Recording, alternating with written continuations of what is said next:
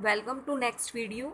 Ninth class student बेटा, second chapter की हम बात कर रहे थे is matter around us pure. तो हमने इससे पहले आपको मेटल की प्रॉपर्टीज़ के बारे में हमने बात करी थी बेटा। तो नेक्स्ट टॉपिक अगर हम बात करें नॉन मेटल्स की, ठीक। तो non metal is an element that is neither malleable nor ductile, यानी जो नॉन मेटल्स होते हैं बेटा, ना तो हम उनकी शीट बना सकते हैं, ना ही हम उनकी वायर बना सकते हैं, ठीक।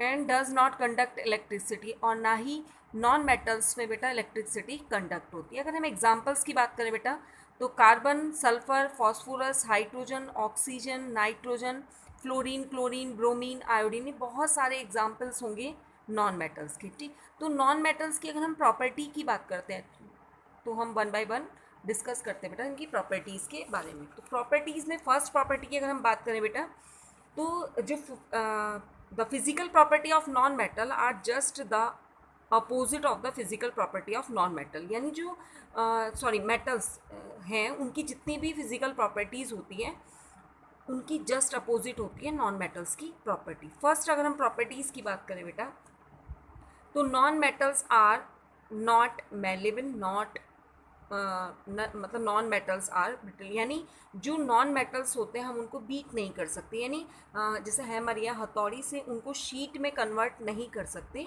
Non metal break into small pieces, यानी इसमें बताया कि बेटा हमने ये पढ़ा था कि जो मेटल्स होते हैं उनकी हम शीट बना सकते हैं, लेकिन जो नॉन मेटल होता है उनको बीट करके, उनको पीट कर हम शीट नहीं बना सकते, ठीक। तो फॉर एग्जांपल अगर हम बात करें बेटा, सल्फर ले लें या फॉस्फोरस ले लें, तो इनकी हम, क्योंकि ये सॉलिड स्टेट में होते हैं और आप इसको अगर हम हैमर से इसको बीट करते हैं तो ये बेटा पीसेस में ब्रेक डाउन हो जाते हैं, ठीक।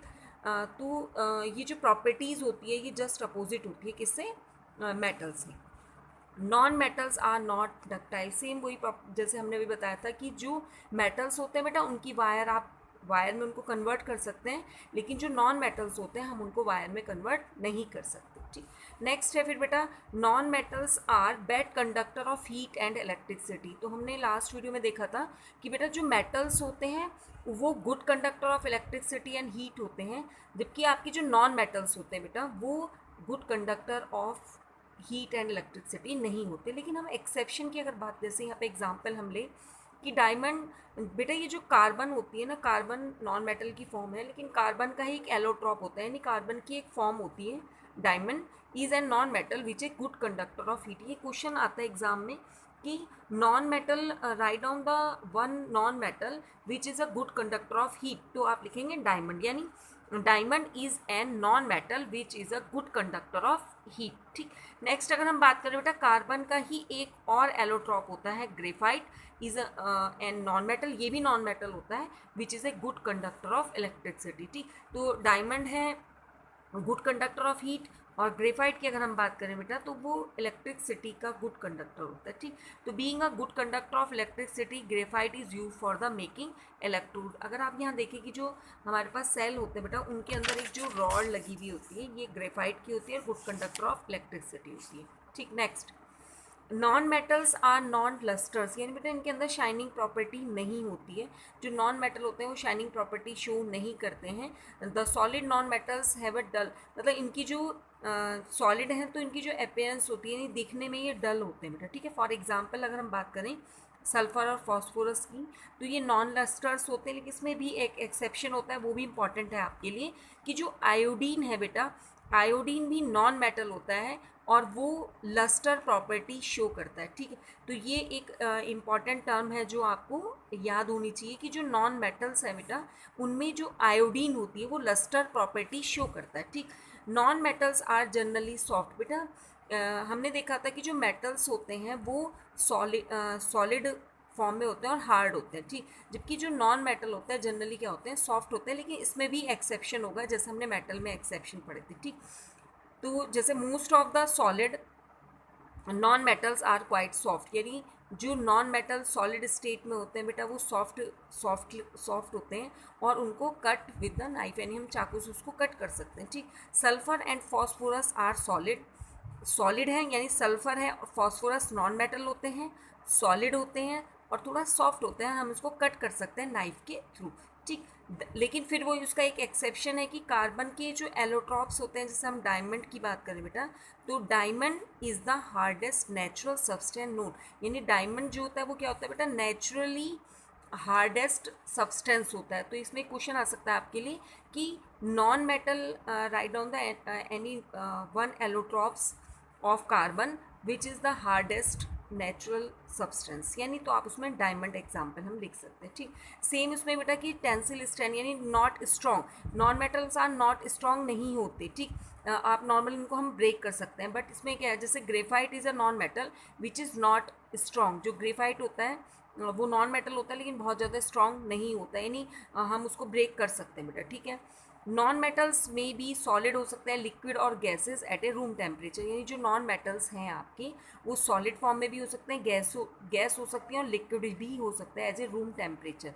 Non metal can exist in the all the three physical state, solid, liquid और गैस स्टेट में हो सकते हैं बेटा। फॉर एग्जाम्पल अगर हम कार्बन, सल्फर और phosphorus are the solid non metals है बेटा। ये भी बहुत इंपॉर्टेंट पॉइंट है कि जो आपका कार्बन होता है, सल्फर है, फॉस्फोरस है, वो सॉलिड स्टेट में है और नॉन मेटल भी हैं। लेकिन जो ब्रोमीन होती है बेटा वो लिक्विड स्टेट में होती है रूम टेम्परेचर पे, वेयर एज हाइड्रोजन है, ऑक्सीजन है, नाइट्रोजन है, chlorine are gases non metals होती हैं आपकी। ठीक है। तो नेक्स्ट हम बात करें, ये भी बहुत इंपॉर्टेंट पॉइंट है बेटा इसका, नॉन मेटल्स हैव, इनके एक्चुअली क्या होता है बेटा कि low melting and low boiling point होते हैं। ठीक है।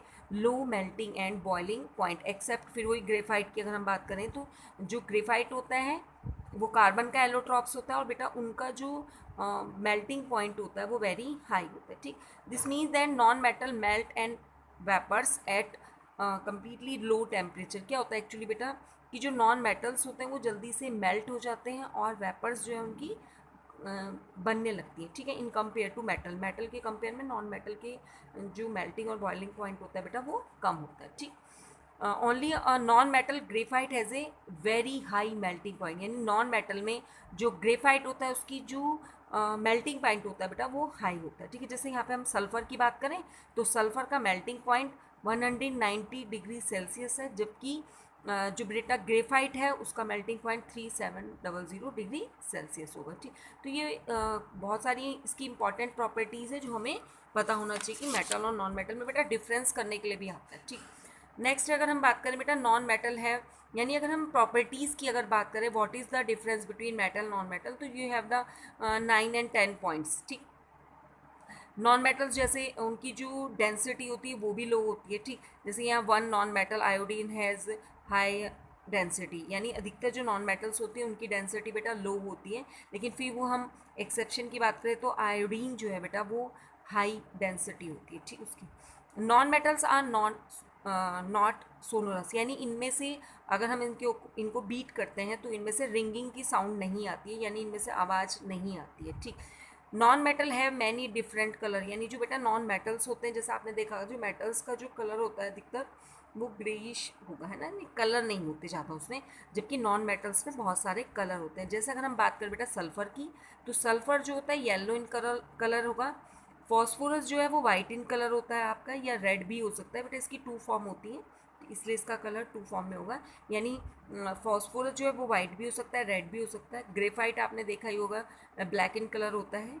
Chlorine is yellowish green gas है बेटा, ये ब्रोमीन है रेड ब्राउन गैस होती है, whereas hydrogen and oxygen are colourless, यानी हमने यहाँ बात करी कि जो मेटल में कलर कम आते हैं जबकि जो नॉन मेटल्स होते हैं उनमें बहुत सारे कलर्ड कंपाउंड्स प्रेजेंट होते हैं। तो एक क्वेश्चन बहुत इंपॉर्टेंट इसमें से बनता है बेटा what is the main difference between metals and non metal, बहुत इंपॉर्टेंट टॉपिक है और आप इसको लर्न कर लेंगे। ठीक है। मतलब इसको आपको देखना है कि कैसे हमें डिफरेंस, तो हमने आपको मेटल की प्रॉपर्टी बता दी, नॉन मेटल की प्रॉपर्टी मैंने आपको बता दी है। ठीक। तो आपको ये क्वेश्चंस बहुत इंपॉर्टेंट है, हम लिखवा देंगे आपको और आपको ये लर्न करना है। Okay, thank you very much बेटा।